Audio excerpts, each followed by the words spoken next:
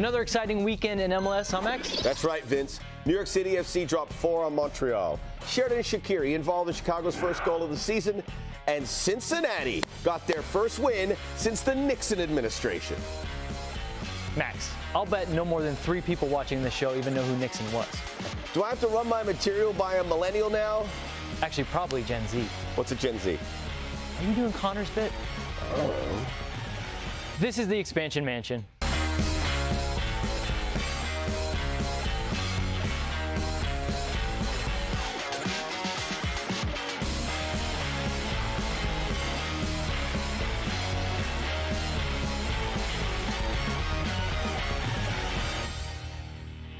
All right, everybody, welcome in. Make yourselves at home. I do want to take a second to personally welcome in Thickety Wickets, who is in the chat for about 45 minutes before. We appreciate you. I'm seeing a lot of familiar faces in that chat, but I just got to shout out Thickety Wickets. So welcome in. You know, announce that to our festival audience right here. Yeah, well, so welcome in. Come on and join us. Make yourself comfy here in the confines of our Expansion Mansion. There's lots to talk about for match day 3, and I've got a fantastic panel to help me dissect it all. To my right, the man, the myth, the legend, former Liga MX, former MLS, Mexican international, and now FOX Deportes, Mariano Trujillo. Welcome to debut. Don't forget his podcast. Of course. Well, thank you very much. I'm excited to be in the Expansion Mansion. It's a pretty nice mansion, so I'm happy to be here. Thank you, Vince. Thank you, Max Bretos. And thank you to all the guys I see over there in the chat. Oh, I'm ready. I'm ready to make the analysis and to put everything together, if you guys can, because I believe you guys are pretty good. You know, sometimes when you have a player that just kind of carries the team. Are you going to introduce me? Yeah, no, I was going to say, I actually used up a lot of my time on introducing Mariano, so I'll just say the soccer OG's with us. Max Bretos is back. Hey, that's Wow. The soccer OG is all you need. I mean, that's I know, but it was pretty brief. That's impressive I was expecting a few more layers to it, but I'll take it. Maybe next time. Okay.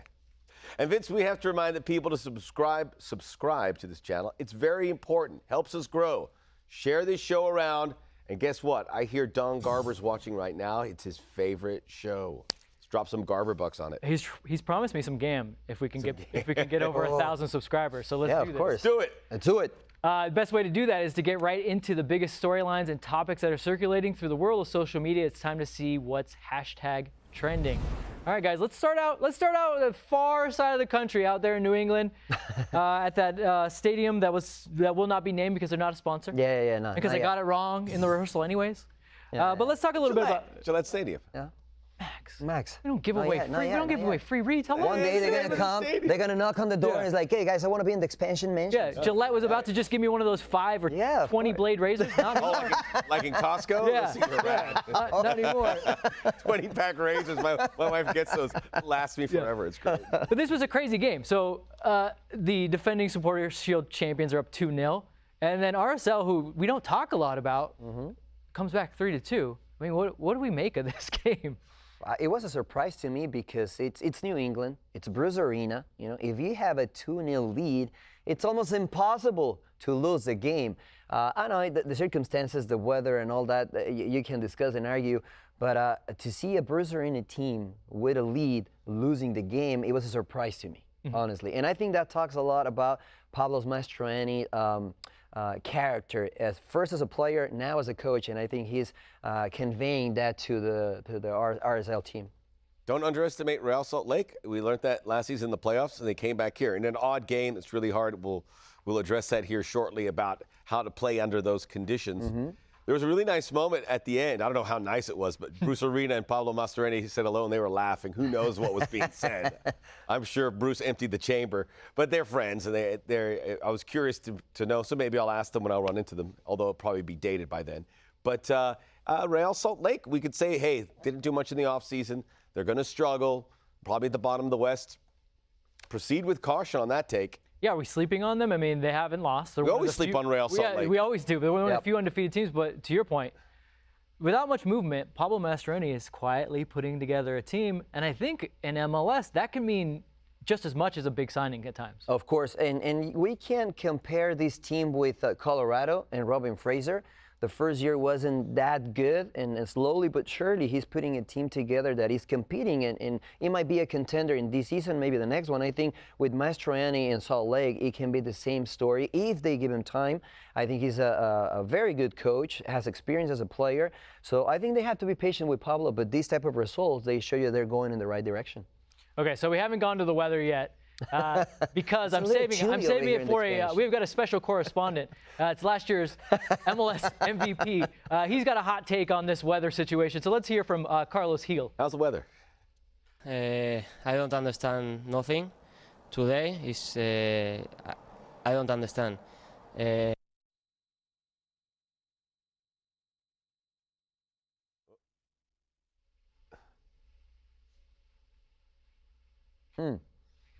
Well, Oh, it works so well. He really doesn't understand. I'm with him. I don't understand. I don't understand. I don't understand what happened either there, Carlos. We're going to try to go back to him. It worked so well in rehearsal. We were just waiting on bated breath. We're like, Yeah. It's because, you know why? It's because even though we've all seen this now like 10 times, I love this soundbite. Just like you said, Max, this is the ultimate soundbite. one of the all-time sound bites in MLS history. I'm thinking of all of them we had, and I know Extra Time runs that Josie Altidore soundbite after Toronto. Yeah, that one needs to go. Maybe This one needs to replace it. This is the new one. This is the best, and such a well-spoken man, and it's like you just transfix at his every word. We need more of that. These things you'll watch, they stand the test of time. Max, I've always wanted to do this. Okay, I got word. We've got him. Is okay, he ready? Let's ready? try it again. Let's go. Let's go, Carles Gil. Your internet did not cut out, Luis. I don't understand nothing. Today is I don't understand. Play like this. Do you think we play football, soccer today? Do you think we can play soccer today? I don't care about if we win, we lose. I don't care. They score 3 big goals. I don't care. It's impossible to play football today. I cannot talk with my teammates. I cannot write. I cannot do anything. It's impossible. This is not football. Stop the f***ing game. We play tomorrow or any other day. I don't care. This is not football. It's impossible. Like, what is try to be long balls to try to the wind is impossible. I don't understand nothing. What I love most about that is he starts off cool, calm, and collected, slowly crescendos, and then he's F-bombs. And he keeps saying, I don't understand. He understands. He gets it. He gets it. He gets it. I love it. He says, this is not football. Well, Put that on a T-shirt. Yeah. Well, our colleague, Alexi Lawless, afterwards wasn't having any of it. He was like, look, you know what you came here for. Alexi obviously played there in New England. Mariano, you have been through the travails of MLS in a different time. I mean, literally, you could play in the snow and then be in 100-degree weather the next week. So what's your take? Yeah, I mean, I totally agree with Alexi.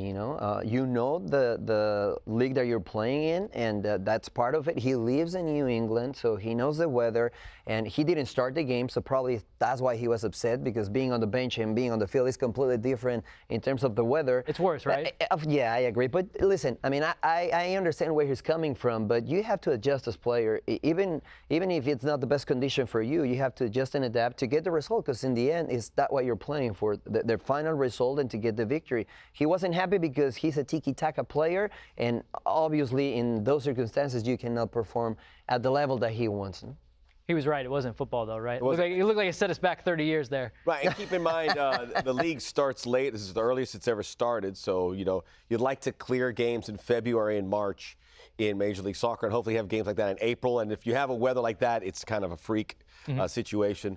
That's part of it here, but he's right. He's right. He shouldn't play like that. Really? Well, he's right in that. He's wrong in having what do they do? Reschedule it? Okay. You can't really reschedule you it. can't. But it's okay if he's upset. Soccer USA says you find a way to get the result. That's it. That's what the game is about. But what about, was it unsafe, or is he just whiny? So after the game is not the time to talk about it. So I think Max's point is off the guys that scheduled, the schedule makers, look, don't put New England playing in New England at this time of year. But Carles Gil, it's too bad. Remember the Snow Classico, and Costa Rica played it, and everyone says the Costa Rica complained afterwards, says if you wanted to, you should have walked off the field.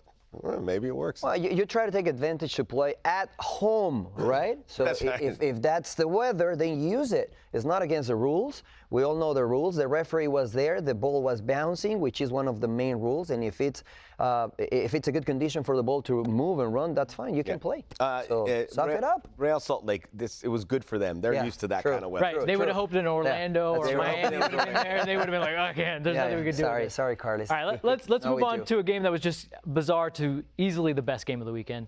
Seattle beats the Galaxy 3-2. Two teams that we think are going to be right up there at the top of the Western Conference when all is said and done. But when you look at this game, who did we learn more about? It was Seattle's first win. We were always kind of saying, CCL, they're pacing themselves. Seattle does this. They always pace themselves. Galaxy, even though they were in a playoff spot for all of last season, they miss out on the last day. Who do we learn more about? First, I would like to preface this and say I like what the Galaxy are doing. They've played well. They've gotten results. They were on their way to getting a result here. I thought they outplayed Seattle for long stretches. It was just a case of paying a very heavy price for a mistake, which could be something they deal with all season. So they got to be careful. Julian Araujo is going to have much better games. He let stuff get by him, and he's a different level class player than what we saw over the weekend. Tough place to play, Seattle. So obviously you're upset if you're Greg Vanny because of the way this game ended and you're able to tie it and then concede the lead again.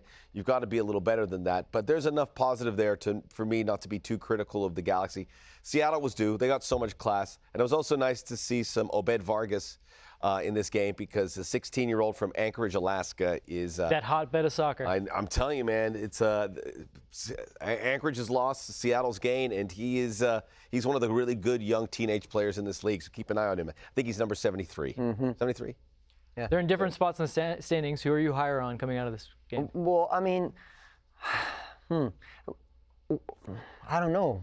That's a tough one. It's just with Seattle Sounders, you said it. They pace themselves. I think their focus right now is CCL, and they know it's a long season MLS. It's one of the first games, so if they lose this game, nothing is going to happen to Seattle. With Galaxy, I saw a couple of positive notes, but I would like to talk a little bit more about this Galaxy chemistry and a couple of players later in the show. But one of the things that I would like to highlight is the way they bounce back from conceding goals, which is something that they didn't do in previous seasons, especially with Greg Vanny. One goal conceded and they were crumbling on defense and they were shaky. Now you can see different individuals, not only Chicharito and a couple of players, Douglas Costa, for example, different players stepping up. Marky Delgado in the middle of the field. I think Raveloson as well. Raheem Edwards. Raheem Edwards, for example. He's the best player of the game. Yeah, exactly. So I really like what I saw from this LA Galaxy, regardless of the final result. It's just the beginning, but I think they're going in the right direction. I'm still a little worried about the Galaxy when I think about their back line. They concede 3 goals all in set pieces, 1 a penalty, but 2 set pieces that were right down the middle, right down the gut. You're a former defender. Yeah. How do you feel about their defending? It wasn't quite defending, I would say. Yeah, that's unacceptable. That's unacceptable as a team. Because we talk about defenders and set pieces, but also forwards are defending set pieces. And set pieces is just about taking the responsibility of my man is not going to score the goal. If you do that, sometimes you cannot win. No, I'm 5'8", and I was defending Brian Sheen and Brian McBride. They're way taller than me. The only way I was able to compete is to push him a little bit, not to let him get in the position that they're comfortable, and it's just commitment to defend. You can be the strongest guy or not the strongest guy, but if you don't have commitment, you're going to concede goals on set pieces. They could do an upgrade in their defensive allotment. It's not really their strong point. And Koulibaly's a guy we saw get roughed up a couple times last season. And Greg Vanny was a defender. Greg Vanny, really good, left-footed. And then Jonathan Bond was a little bit sloppy. He'll play better. But if they're looking in the summer market, maybe that's something to where they can upgrade. Otherwise, Costa gets involved. Chicharito's been healthy in scoring goals. It's been Efraim Alvarez scored a goal. He looks like he belongs. There's some good talent on this team. I'm excited. Let's move on, and I have to do something I don't normally do.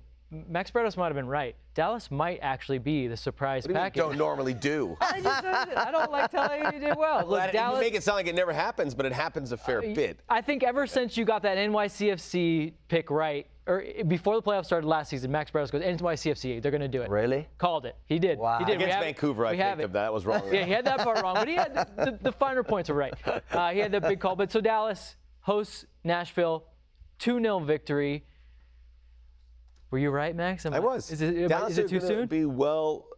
First of all, they're deeper than I thought. I mean, they could bring a guy like Velasco, who scored that incredible goal. We'll talk about him. Facundo Quiñón. These are guys they bring off the bench to close off. They got good young players. Remember, the academy's there, and they'll always bear some fruit along the way. To me, watching that guy, Paxton Pomykal much improved from his 2021 form. Who am I forgetting? Paxton's the guy for Paul me. Arriola. Paul Arriola was all over the place. Picked up the penalty. He was flying. And now you have Velasco. Jesus Ferreira is going to start scoring goals. Very talented team. They're going to be much improved. They're going to be a playoff team if they can stay healthy, obviously. But it's an exciting team to watch. Let's stay on Arriola for a hot second because there's a Liga MX connection. Yep. Club America, how they really, really wanted him? Why would they really, really want this player? I mean, obviously, we're seeing that he can do well in MLS, but do they see something some people are missing? No, I mean, he played for Xolos. He did well when he played for Xolos. He's a national team player, so obviously that adds to the Club interest. America? That's the thing, Club America, you said it, Club America, but Club America is here. It's not here anymore, They don't have that much money, and actually that was one of the biggest reasons I think Paul Arriola decided to stay in MLS because the offer from Club America wasn't as lucrative as Dallas. I think he did the right move because America is not a good club to go right now at the moment. I think he will have more stability, especially because it's a World Cup year, and obviously he wants to be part of that final roster, and he will have that playing time here in Dallas. If he was with America, it could have been completely different. But something about the game, I was really surprised with FC Dallas because it's not easy to score goals on Nashville. It's one of their strengths, defense, and not just the ability of create football on an open play, but also when they didn't have the ball, they were defending well, something they struggled in previous seasons with different coaches. I'm a little worried about Nashville. That was my pick. Well, being in the West. Being in the West is going to be hard for them because the West top is better than the East top. Well, they had an MLS record. By a little bit, too. MLS record in draws, and that was in the East. And I thought, like humans always think, they'll just keep getting better, right? Because they added more pieces. Ake Loba, who I think is going to become good. I think he's a very big piece that really they just need a couple more goals to get over those draws. But maybe I'm wrong. Maybe it's actually going to go the other direction as they move to the West. And I was right. Again. Again. Stop saying Hani Mukhtar needs to get some goals. Remember, he was low in my but he can't in my do it himself. DP rankings, which are coming out next week, I've been told.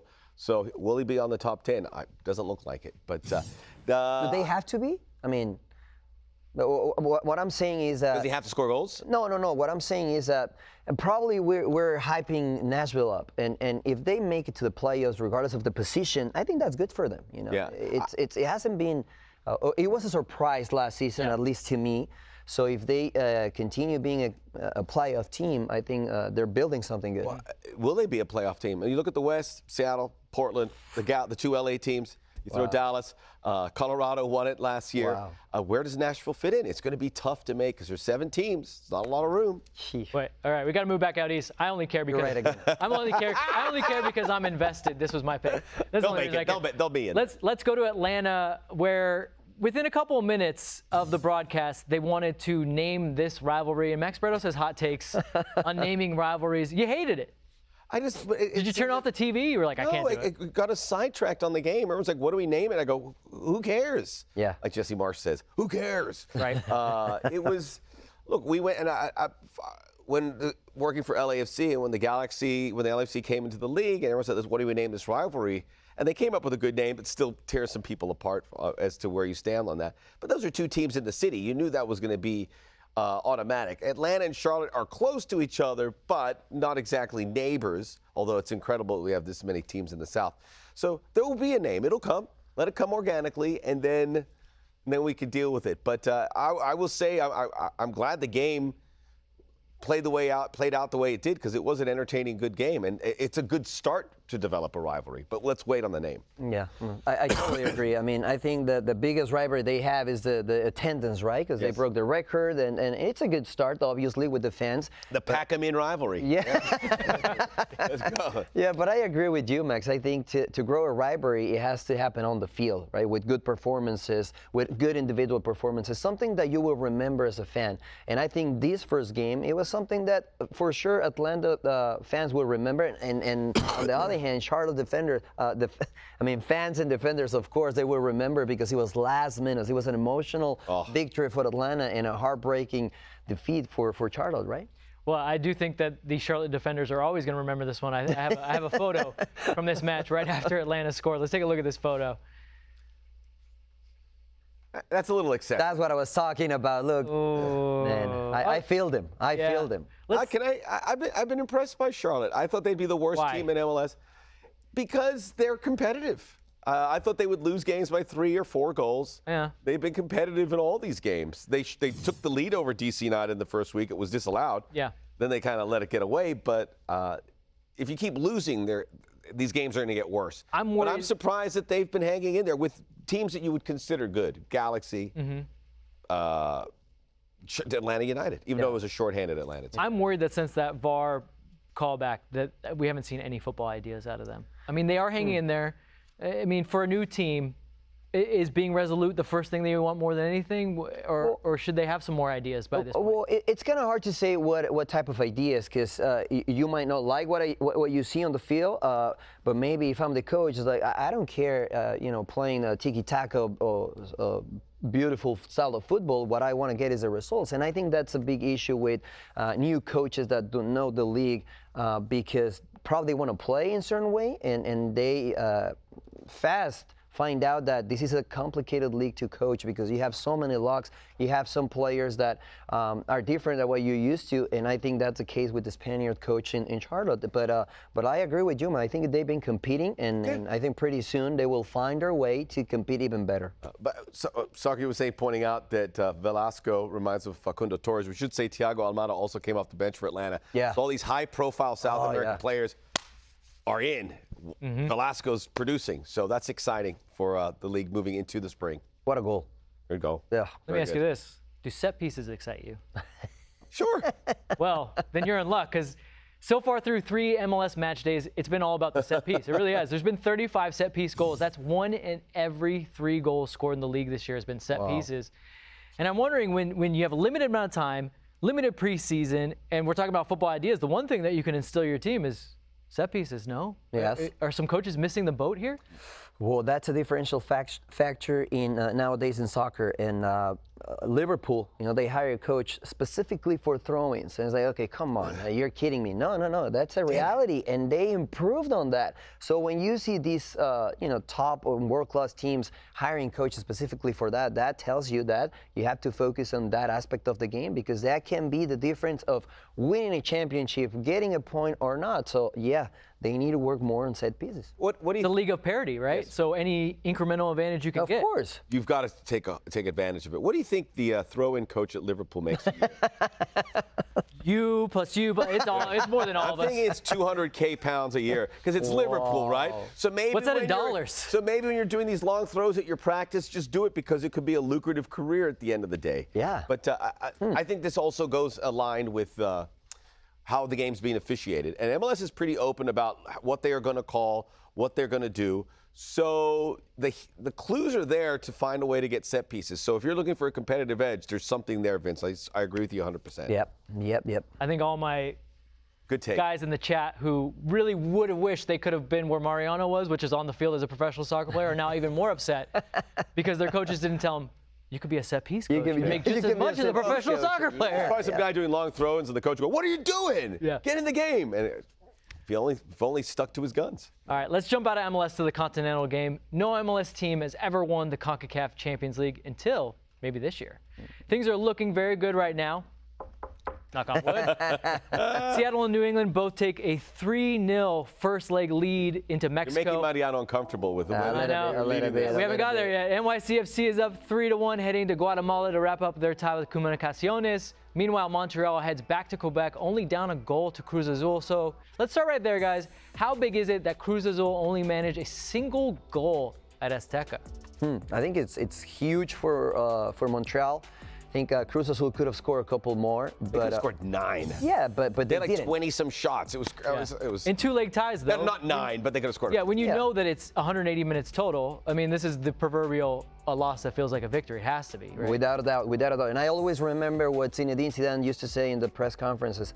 You have to learn how to struggle on the field, because if you go through that, you will have a better chance to get the result you want. And I think that's what Montreal did in advice. Azteca Stadium, because all the circumstances, right? The elevation, the Cruz Azul team and all that, and just coming off from that game with only 1 goal, I think is great for them, especially after what we saw against Santos in the previous round.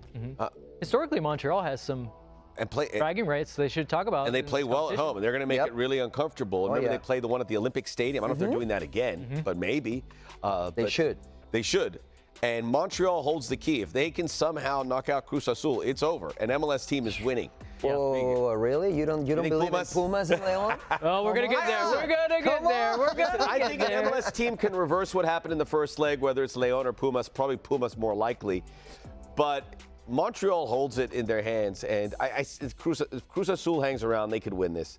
That's the one that you could have 3 MLS teams, and this happened when Chivas won it, Ron. I think there was 3 MLS teams and Chivas won it. You can't repeat that.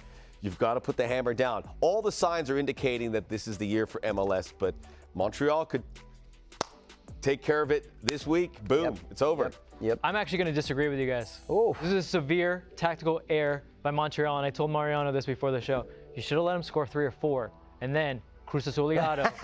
It's over in Quebec. Cruz Azul right now is like, oh, we have nothing to lose. We know what we're doing here. We know what's going on.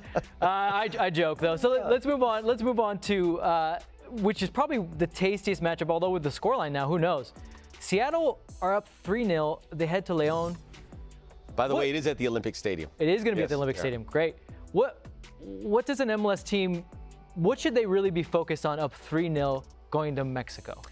The first 15 minutes of the game, stay solid and compact. I'm not saying to park the bus, but stay solid and compact. Leon is a team that if you let them get the ball and find their flow in the initial minutes, they will kill you. Even though they didn't have a good performance this weekend, and their goalkeeper, which is a solid goalkeeper, had 2 terrible mistakes. If you let them have the ball and find their flow and their rhythm, you're in trouble. If you break the game with little pull, little push, tactical foul, professional fouls, and you don't let them find that rhythm, I think you will be on the other side. Those are the things MLS teams have just been lacking in general, right? Like the gamesmanship, the competitive nature. But this Seattle team's got a lot of guys that have played in these, João Paulo, Rui Diaz. I mean, they should know how to muck up the game a little bit. Yeah. Yeah, and they've built this Seattle team to win this competition. And this is what they've been focusing on. You've seen it with their MLS play. New England, too. They have focused on this, to New York City FC as well, focusing on this competition because they know. And I think there's more of a focus this year than in years past because they know how important it is for the MLS, and how it can change the perception really quickly.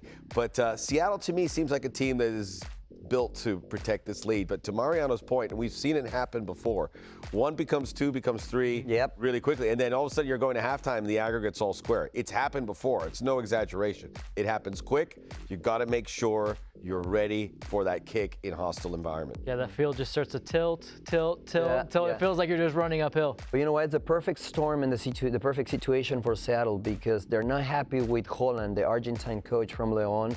The fans were booing a couple of weeks ago. They got the result against Chivas in the final minutes, but ever since that game, everything it's downhill. So if Seattle can go and score the first goal, I think it's over. I don't see how Leon can come back from this if Seattle manages the game well. Let's move on to, or maybe not, I was going to say the team that we probably feels the most comfortable, NYCFC. They're going to Guatemala, which is not an easy place to play. Although I would say, where they played their last match, they were not the home team. There was more Comunicaciones fans there than NYCFC fans, but they're up 3-1. They seem to be one of the class teams in this competition. Are you worried at all about this 3-1 lead for NYCFC? No. New York City FC, they were so good this weekend. They've been really good in the last couple games. I would think Comunicaciones are going to be pretty scared when they see the talent. This New York City FC team, when you look at the talent and how it projects, some of the best talent we've ever had in this league collectively, Santi Rodriguez and Thales Magno and Tati Castellanos, and the list goes on. You forget some of these guys. It's a really good team. This is the big side of the bracket because you can project a Seattle, New York City FC team if those two teams finish the job here. But hats off to Comunicaciones and those Guatemalan supporters. This is a huge deal to see that team there. So they're going to be spirited, and they're still within touch. Still within touch that if they get a goal early, they can make it interesting. And what's it like when you go, I'm going to say smaller country because just by size. Yeah. But in their level of football, definitely not smaller. What is it like when you go to play in countries like Guatemala? Well, obviously they rely a lot on the emotional side, right? They're playing at home. They want to make you feel uncomfortable being on the field. And if, again, it's the same situation with León. If New York City finds a way to manage the game and those emotions and bring the intensity to a level that they feel comfortable with, I think the quality will prevail on the field. You put a team, an experienced team together to these type of competitions, and I think New York City FC, they have that quality and experience. The South American players won't feel scared or afraid to go and play under those circumstances, and I think that's a huge advantage for the MLS team. And they probably have the two best center backs in the competition, right? Without a doubt. Collins and Chanel are just, Yes, when they're on their game, it's hard to get past those guys. It is, yeah. Collins, the national team player, playing in the World Cup qualifiers, so going to hostile environments, he's used to it. So it will be good. I think New York City will be good. Also had a goal this weekend, so he's got what a goal. Yes, and what a goal. Going. Yeah. He's had confidence since that game in Portland. Yeah. Actually, before that, he scored the game-winning penalty against New England, then the game-winning penalty against Portland. So he's riding pretty high right now. Great vein of form, New York City FC. Good time to be him. Just get him a bigger banner. Probably not a good time to be Mariano Trujillo, because we're about to talk about Pumas. Yeah, man. Mariano, how important was that third goal to New England against Pumas? It was amazing. It was good for them because that gives them the opportunity to manage the game in a way that Bruce Arena feels comfortable with, which is, sitting back a little bit, parking the bus if they need it because they have quality up front. Gil, Bo, Buxa, you name it. They will feel in a good spot to knock Pumas out of the competition, but if Pumas is known for something in Mexico, is because they can come back with tough situations. And just remember that a couple of years ago, the Liguilla in Mexico, 4-0 at Seca Stadium against Cruz Azul. They play in Ciudad Universitaria, and they score enough goals to kick Cruz Azul out. So this is a team that it's eager to get good results, and they have good chemistry with the fans and with the coaching staff. So they need to score at least one goal in the initial minutes to have some chance to beat New England. Who do you think is more comfortable sitting back, Seattle or New England? Seattle. Really? Yeah. I think because that midfield can dictate things and switch things up and counterattack it quickly. Although New England's very good. And they had an offseason where they brought in Sebastian Lletget and Josie Altidore, veteran guys who are familiar with the trials and tribulations of playing these kind of games. Yeah. That's going to come in handy. And I think this is exactly the reason that Bruce Arena was able to put that together. And they do play very well out of the back. So they can be cautious. 3 goals is just a lot. If there's one danger That's why that third goal is so from big. Pumas, for those watching, who should they really be looking out for? I will say I was surprised by Alan Mozo's performance. It wasn't his best. He's being on fire in Liga MX. Because you have Dineno, you have Diogo, and Rogerio. Those 3 guys on top, they can create trouble, but they need a player that can feed him, and that's Alan Mozo. Also, the former Galaxy, I forgot his name, number 10, for the Argentine. Man, he's just scored an amazing goal this weekend. Crafty player, playmaker. He played with Marcelo Zlatan. Sarvas, No, it's not Sarvas. He's an Argentine, and he played with Zlatan Ibrahimovic. Oh, Sarvas is Brazilian. Ibrahimovic, Fabio. Oh, Fabio Alvarez. Fabio Alvarez. I'm sorry, Pumas fans. Fabio Alvarez. Yeah, if Pumas fans, Mariano Trujillo over here. if he's on, he can be the playmaker.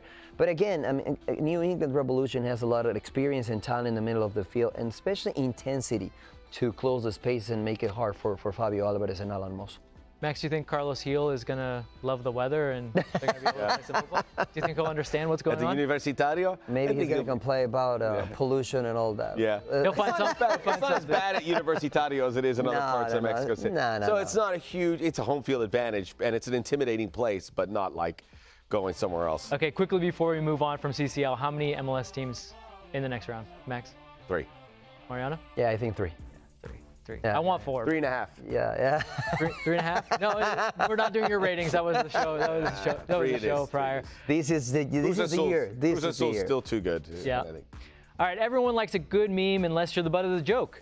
But since this is our show, we'll never be the butt of anything and any meme. And in this next segment, let's check out the best MLS memes of the weekend. All right, guys, let's take a look on our screen here. Actually, that's me. I'm not a meme.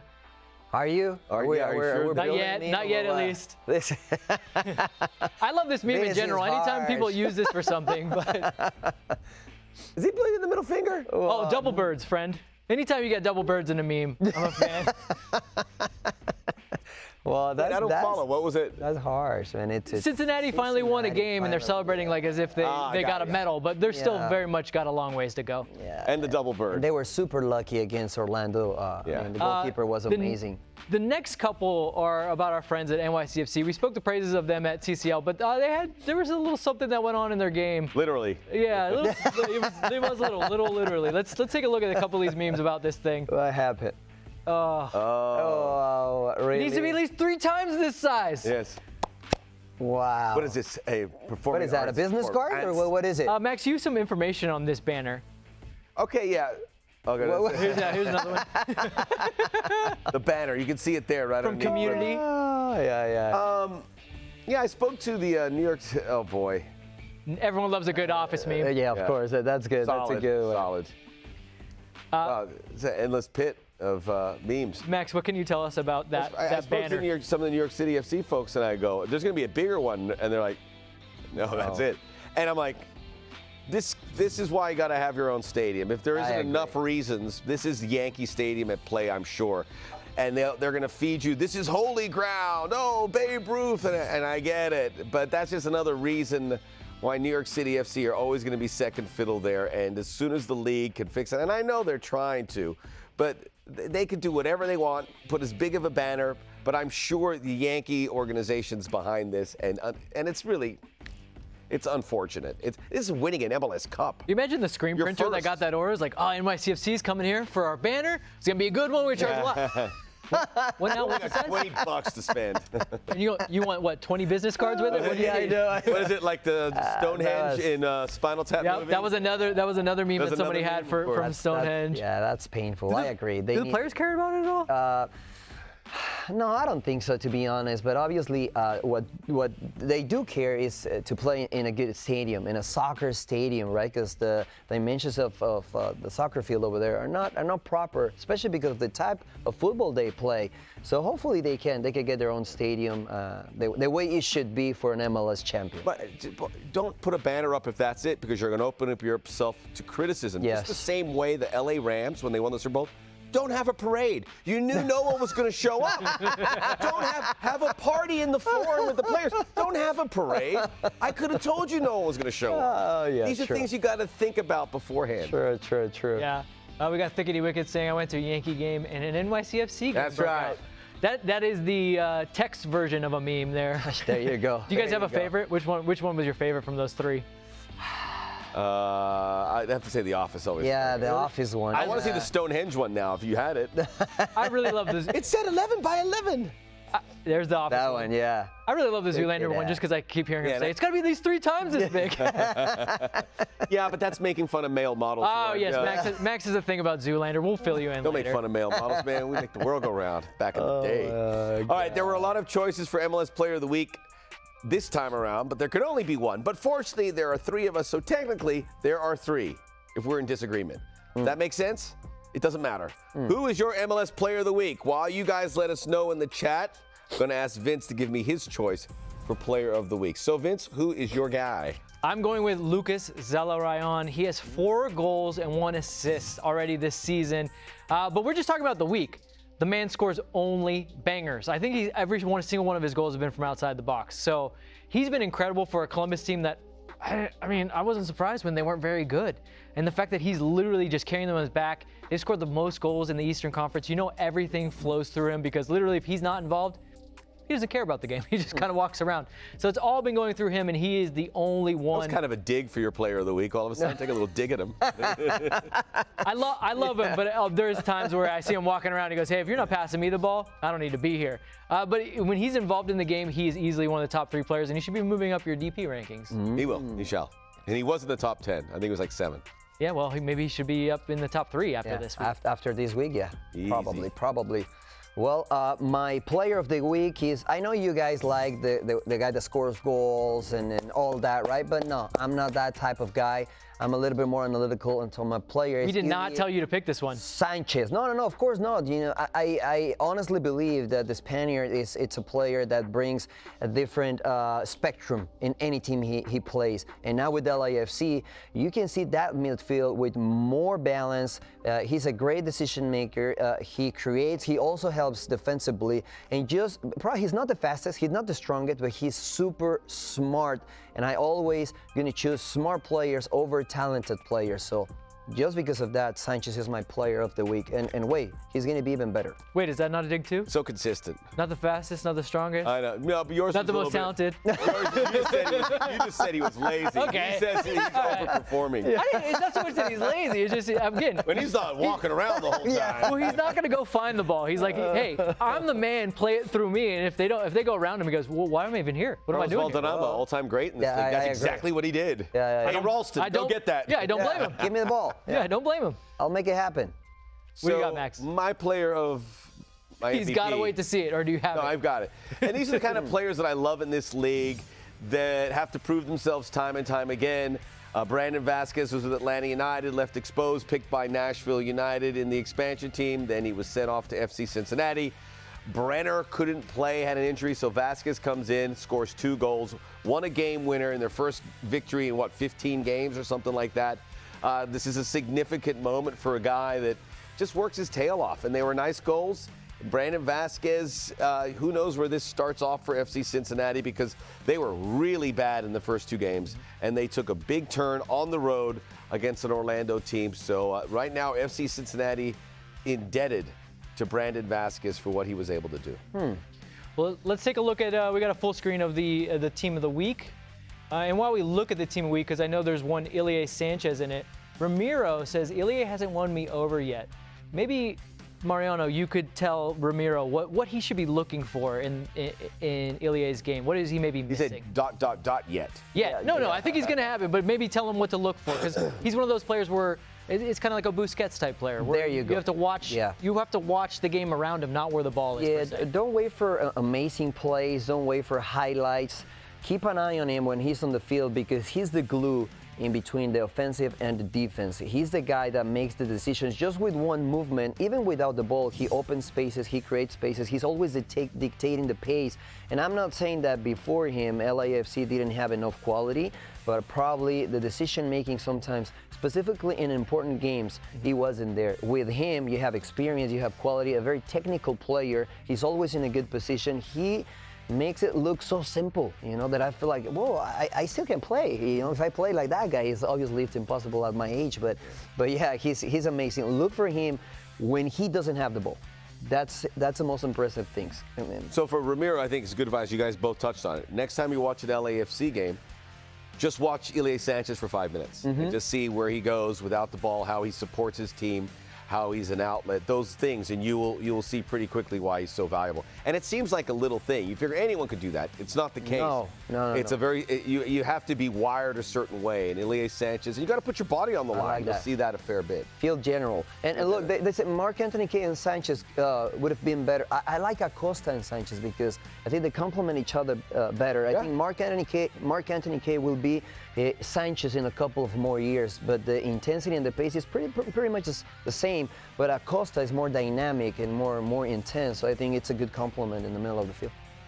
Well, guys, this is the time for you to send in some questions. We have Mariano Trujillo here, so please don't fail to ask questions. And remember, we we do the LAFC show at 1 p.m. This is the MLS show. So let's try to do broader MLS shows, MLS show type questions, and then after that we'll go to stoppage time. I love what we've got from you guys so far, and we've been kind of answering some questions, especially about Ilie Sanchez. Andres Franco is asking, what is the must-watch game this upcoming weekend? I think Max Bretos is pulling up the schedule. Look at it. What sticks out to you? Well, there's not a big rivalry game because those are picked for sort of rivalry weeks. Yeah, that's fine. Saying, we don't need another week where we have to figure out a name name for these things, these right? These games will all be good, but and I was telling you this before, it's pretty intimidating to look at the schedule for MLS and see all these games. It's 28 teams. It's hard to pick one out. But I'd say New York City, FC, Philadelphia. Those are two. That's where my eye went first. And New York City after that weekend, although they're going to probably be they might play some reserves because of the week they're going to have. We talked about Cincy getting the win, and you were surprised that Orlando lost that game. Yeah, I was Orlando surprised. now has to travel to Galaxy. Maybe that's another one to keep an eye on. Yeah, of course. Yeah, especially because what Galaxy is doing, and because I know Oscar Pareja very well. I know his style of football, his mentality, and I like every time Oscar Pareja team is on the field, I know I'm going to get entertained. So yes, without a doubt, Galaxy and Orlando, it's a good game, and I'm expecting goals actually. Yeah, they're kind of similar. Both play like a 4-2-3-1. Exactly. Both really rely on a 10. Yeah, and they like to build that from the back. Obviously, Oscar was a little bit different than Greg Vanney's player, and obviously you bring that when you're a coach, when you're transmitting your message. But I think it will be a good and entertaining game, actually. Let's go to Soccer USA. Are the Red Bulls the real deal? They look young and exciting to watch. I mean, they have a system. Anytime you have a system, and look, not just they have the system, they have a whole backing behind them of a scouting system. Disappointing loss this weekend for them. But but they know what they're looking for, right? They know the type of player they're looking for, and they just say plug into the system, plug into the system. You always should be kind of okay. But I think they finally maybe hit on a few signings that in prior years they've kind of lacked on. I mean, they're not even. Max, help me with this because you're better with the Brazilian names. Loquinhos. Loquinhos. Yes, he hasn't even really played yet. So they still got guys coming in. Yeah, and he's a big name, but they were smart with some other moves. Lewis Morgan. We were clowning on them for how much they spent for Lewis Morgan. Then he goes out and bags a Hattie against Toronto. He had some good attempts this weekend too. Aaron Long is healthy, so that's a guy who's, if he plays all season, is going to be one of the best defenders in the league. You can take that to the bank. They're going to have some good academy players. We wait for Caden Clark. We're not sure. Tolkien's a great wing back. One of the top players in that position. Gotta love his hair. New York Red Bulls, they'll be there in the playoffs. They always find good talent, and being connected to Red Bull with their network of clubs, in a pinch, they'll be able to get some players. Yeah, I think you nailed it. When you have a system in place, it's easier to bring players because you know what you need and you know the skills you need to keep that structure going. And I think what the Red Bulls are doing, not just here in MLS, all over the world with what they have. So yeah, I agree. I think they're doing well, and the Brazilians guys will fit in because they didn't bring those guys just because they were good players, because they were a good fit for their structure. I want to go back to Ramiro because we have Mariano here in a Liga MX connection. San Jose getting stale under Matias Almeida. Is it time for a change? What can you tell us about what Matias Almeida does to a team after, what is this, his third year now? Yeah. He's like a Conte-esque figure. He kind of wears teams down. What can you tell us about him? Yeah, I said that it wasn't easy to coach in MLS, and I was referring to the Spaniard coaches that arrived to the league. Well, it was the same with Matias Almeida. It's something different when you get to a club and you ask, oh, I need a forward, I need a holding midfielder, I need a goalkeeper, and they have enough money and all the freedom to bring players. Here you have to adjust to the rules they have. And if you add to that the idea of adding pressure and being aggressive, the way the way MLS is played, the second half teams open a lot, so you have tons of space, on the field. And if you're not solid defensively, you're not going to see a lot of goals. I'm sorry, and that's what's been happening with San Jose. So I think it's time for San Jose to change, just because I think Matias Almeida did what he needed to do with San Jose, and I think it's time to take the next step towards being a competitive team. Could Matias be more successful with a different MLS team, or is it just this league's not? He's not right here. I think Mariano, he was never prepared for how it works, and we've seen managers say, "I need this, this, and this," and they're like, that's your team. Sorry. We might be able to do this. And they've kind of gotten a lot of the players that he's asked for. When you look at the connection to Mike Fierro and Chofis. But it's just not a system that's working here. I'm surprised they brought him back this season. And I think the world of him. I think he's a really good coach, manager. It's just we've had plenty to see that this is not going to work. And they look like one of the worst teams in MLS. And as the season wears on, I think you're going to see them sink to the bottom, along with some of those Eastern Conference teams. Probably the worst team in the Western Conference. It is time. It's time. It was time. At the end of last season, it was time. Yeah, I agree. I think he's trying to get himself out of his own contract for some of the things he's been saying. It. Some of the things he's been saying a little bit too much for me. Let's stick on coaches under fire here. Let's go with Jerry's. Will Miami's result against Cincy this weekend be make or break for Phil Neville? Is this it? Is this it for Phil? Does he have to? I mean, I know that everyone's hammering on Phil and they should be better, but I don't think we're taking into consideration just how big the fines levied on them, and that's their own doing. I mean, but that's not Phil's fault. Yeah. I mean, it's hard to coach this team when literally he can't get. You want to talk about Matias Almeida being like, I need this and this, and they go, yeah, we just don't have the money. Miami has the money, but they literally can't because they've been levied. What was like almost 2.1 million in GAM. I mean, they can't spend above their budget. I don't think it benefits them to make a change here. I think if Phil does the right things and is positive, they're not going to have a breakthrough season here. I think by season's end they can compete for the playoffs. There's a good enough of a foundation. Like I was talking about the game with LAFC this weekend. Gregore and Jean Mota, who's playing a lot, those are good additions. Some of these younger players are starting to come through, and some guys haven't had a chance to look at. The LAFC game was frustrating after. You would like to have seen a better response, but I don't see changing a coach right now is going to make a huge difference in a predicament that's you're stuck with for the foreseeable future. You know, I had a chance to speak with Vicente del Bosque, right? World champion, UEFA Champions League champion, and I asked him, what do you do when you join a team as a coach? And he said the first thing you have to do is to see what you have and plan accordingly. I think Neville is trying to play a system and a style of football that he's not able to because he doesn't have the players. I'm not saying that they don't have quality. I'm saying he doesn't have the right players to play the way he wants to play. And if that is happening, then adjust as coach.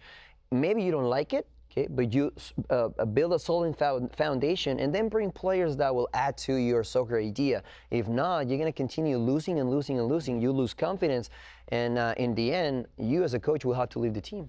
Really bad signing, like going back to Matuidi, and Gonzalo Higuain's not been a good signing because he's just not a good fit for a team. Well, I was going to say this. I think the biggest worry for Phil Neville, and Matt Doyle pointed this out in his column after the weekend, was pretty scathing of Gonzalo Higuain after that game, took him out of the game. I don't know if picking fights with your best, I mean, he's their most talented, most technical player. Yes, he might be older, and you could say what you will about, but you're going to need Gonzalo Higuain because there ain't no replacements. So I don't know if picking a fight with him is the best idea. Kind of in Zelarayan book of efforts. Maybe even lower on the effort scale, but he's still extremely talented. Just playing in a weird spot, though. I mean, I guess that kind of fits what his skill set is now, but picking a fight with Gonzalo Higuain is not that won't be smart. Andres Franco saying Messi to Miami solves all their problems. I don't know if you've seen Messi playing games now. That's not the player they need right now. No, that's not the player they need like a superhero who can be in all four corners. They need box-to-box players. Yeah. You know, they need solid, decent players, probably no superstars, but that's the way you do it. You know, slowly but surely you will get to the point that you can bring stars. We were talking about Red Bulls, right? They have a structure. Miami doesn't have any structure. So you can bring Pep Guardiola, and it's not going to work. Yeah. N'Golo Kante would be great. That's not going to happen. That's not going to happen. Yeah, he doesn't. Yeah, I agree. Awesome. All right, guys. Great. Brendan Aronson would be great, but he's gone. I mean, any kind of all-action guy, as you guys said, would be great. Yes, there you go. Great questions this week, as always, guys, so thank you for that. Let's move along to stoppage time, and since it's his debut, we're going to start with Mariano and his stoppage time. So what do you got for us, Mariano? I said in the beginning of the show that I was excited about LA Galaxy, and I am, but not because of the team, not because of Chicharito. I'm excited because of Douglas Costa, the Brazilian player, the Brasileiro. He didn't have a good season with Grêmio, and yeah, that's fine, but he's eager to go back to the status start that he had with Bayern Munich and Juventus. I watched the game against Seattle Sounders, and I saw a Brazilian player with a different attitude, eager to prove that he is still a good and superstar player. So I'm excited about Douglas Costa, and actually I'm nominating the Brazilian to be close to the MVP race this season. Once he is fit, he's going to be there. The other one that I'm excited about is Thiago Almada. Manchester City had an eye on the Argentine, and he wanted him to go to England, but Atlanta United beat him, and that's a great thing. That says a lot of things about Thiago Almada. He joined the game. He changed the game. He's very talented. He's young. So I'm excited about those two players in Atlanta and obviously in LA Galaxy, but keep an eye on those two, especially in Douglas Costa, because I'm a fan. Wow, that's bold. I like it. Well, Mariano got the message that you should make bold predictions on 110 football shows, because we'll now have this on tape, and when it happens, we'll bring him out, we'll trot him out here and pat him on the back. If it doesn't happen, don't bring me back, please. It's a good point about Almada. Young South American players. You can go to England later. Come to MLS first, work things out, get comfortable, and then go. Get used to the language. Get used to the and then you go to England. Why not? Yeah. We speak the same language. Yeah, there you go. All right, my stoppage time is about the standings. Everyone's looking at all these teams and wondering who's good, who's bad, what's this, what's that. Chill out with the standings. We're 3 weeks in. I think the soonest you could probably look at the standings, I want to say 8 games in, but really maybe about 10 to 12 games in, especially because this is MLS. If you guys forget, a few years ago, a Seattle team were just absolute garbage, and they were one player away. They brought in Nico Ladero. They went on a run, and they took that run all the way into the playoffs, went all the way to MLS Cup. So what I'm saying here, guys, you always have time. And literally, you can play at just suboptimal levels, slightly above optimal levels, until probably September, and still be able to get into the playoffs. That's no fun. Wait till September to look at the standings. Look, I'm just trying to tell you what the reality of MLS is. But right now, especially 3 weeks in, yes, LAFC is at the top. Yes, Columbus is at the top. But I think everything could change very quickly and very drastically when we really get into the important months, which, like I said, September. So slow down with the standings talk. Let's just enjoy some of the football. Jesse Perez, you asked when U.S. Open Cup begins. April, I believe it's April. So keeper. My stoppage time is the Chicago Fire, who are unbeaten and even more impressively have not conceded a goal this season. We'll talk a lot about Gaga Slonina, teenage goalkeeper who's going to be on his way to Europe very soon. He's got just a great energy about him. He looks like he's wise beyond his years, big, strong. Very exciting prospect, regardless of position at the top of the list in MLS. But this is a team, they haven't really got much out of Sheridan Shaqiri. He was involved in the goal this weekend, and that's good. But it's a bunch of German and Slovakian or European-based players that they were able to put together that are doing a really good job for them. Wyatt Osberg's an American who's done very well. This is a team, this is just the early foundation that they have set, and they're getting results as a really good defensive team. Are they going to be able to keep this up? Probably not. The goals are going to come. Probably not. That's why I'm picking this now. But I love me some Slonina. And once they see where they can improve in the summer, they've already proven that they're going to spend money, and they will put money into this investment. And Chicago, on their way back to being a playoff team. Maybe this season even. Maybe this season. Imagining, remember when they basically won with 1 game left, were like, all these guys can go. We were like, what are you doing? Yeah. Just imagining where they been were. a nice upgrade. It's a good, they've done some nice moves. And I really think Shaqiri, once he gets rolling, is going to have a He had a good game. He had a good performance. He's going to have a nice career If here they make the playoffs, that's the turnaround of the year. Easy. Yeah. Of course. Yeah. All right, thank you guys for watching. Again, this show gets better the more you guys share it and like this video. As with LAFC 360, every 110 football show is available in audio form as a podcast shortly after we're done here. Just search 110 football, and all our shows live in the same spot. We make it easy for you guys. That's it. That's the show. Mariano, my pleasure. incredible debut. Thank you for having me here, guys. Yeah. Any more nice things to say about Mariano, or did you empty the chamber? No, I was going to say his perspective, you know, the Liga MX perspective, especially as the two leagues come closer and closer. I really enjoy having it. It's good to put that all together. Max, you were okay. Max, you're the OG. Come on. Thank you, Mariano. No one ever, I host it. No one ever gives me any props. You did a great job, all right? Your takes were good. We'll work at that. Yeah, next time. All right, bye, everybody. Thank you, guys. So much.